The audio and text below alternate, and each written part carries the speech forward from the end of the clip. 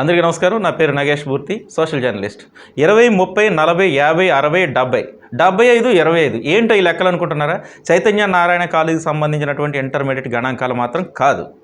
Janasena party, Telugu Desam party కలిసి పోటీ చేస్తే ఏ పార్టీకి ఎన్ని సీట్లు తీసుకోవాలి, ఎక్కడెక్కడ పదవుల్లో భాగస్వామ్యం తీసుకోవాలనే లెక్కలు.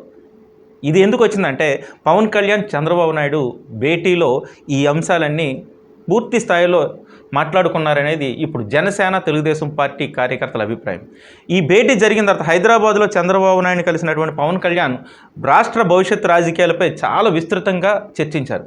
ఈ చర్చలో భాగంగా పొత్తులోకి వెళ్ళే ఈ రెండు పార్టీలు ఎక్కడెక్కడ ఎన్ని సీట్లు తీసుకోవాలి, ఏ నిష్పత్తిలో సీట్లు పంచుకోవాలనే దాని మీద పూర్తి స్థాయిలో డిస్కషన్ జరిగి ఉంటుందని అందరూ అంచనా వేస్తున్నారు.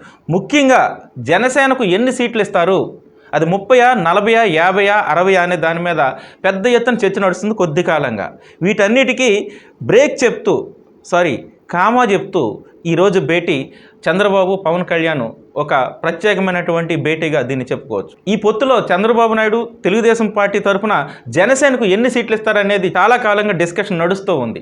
25 సీట్లని కొంతమంది అంటే, 35 అని మరికొంతమంది, 45 అని మరికొంతమంది, 70 సీట్లు కావాల్సిందే అని జనసేన పార్టీలో చాలామంది కార్యకర్తలు పట్టుబడుతూ ఉన్నారు. దీనికి ఒక కన్క్లూజన్ వచ్చినట్లుగా ఈ భేటీలో మనకు అర్థమవుతుంది.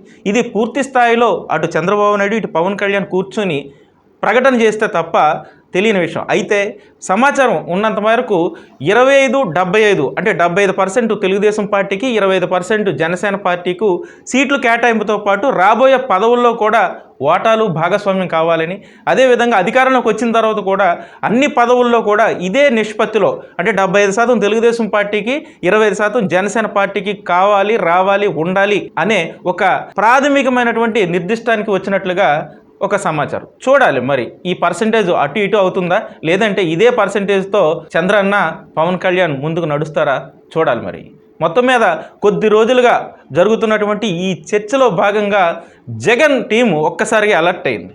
వైఎస్ఆర్ కాంగ్రెస్ పార్టీ నాయకులు పొత్తు లేకుండా చేయాలనే ప్రయత్నాలకు ఇది ఒక బ్రేక్ వేసిందని చెప్పాలి. మరి ఈ నిష్పత్తికి సంబంధించి బ్రేకింగ్ న్యూస్ ఎప్పుడు చెప్తారో వేచి చూడాలి. Thank you. Please subscribe our channel.